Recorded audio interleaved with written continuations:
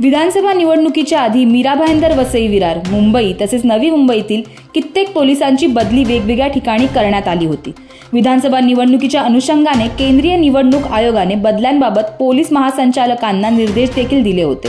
त्यानुसार एकाच आयुक्तालयात 2 जिल्हे असतील आणि त्यातील ज्या पोलीस अधिकाऱ्यांना 3 वर्षे पूर्ण झाले असतील अशा पोलिसांची बदली करण्यात यावी असे निवडणूक आयोगाने सांगितले होते। या 3ही शहरांच्या मिळून एकूण 222 पोलीस अधिकाऱ्यांच्या बदल्या झालेल्या।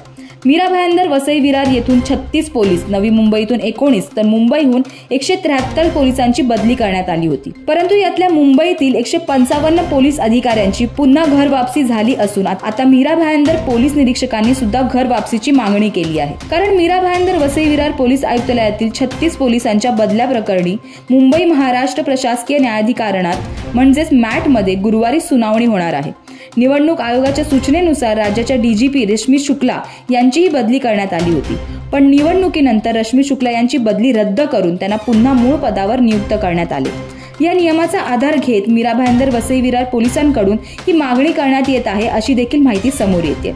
मीरा भाईंदर वसई विरार पोलीस आयुक्तालयात एकूण 19 पोलीस ठाणे आहेत। त्यापैकी 18 पोलीस ठाण्यांमध्ये वरिष्ठ पोलीस निरीक्षक म्हणून मुंबईतील सेकंड पीआयची नियुक्ती करण्यात आलेली आहे। यामुळे आता मीरा भाईंदर वसई पोलिसांची मागणी पूर्ण होणार की नाही हे पाहणं आता महत्त्वाचं ठरणार आहे। या संपूर्ण प्रकरणावर तुमचं काय मत आहे ते आम्हाला कमेंट करून नक्की कळवा आणि अशाच व्हिडिओसाठी पाहत रहा MB लाईव्ह मराठी।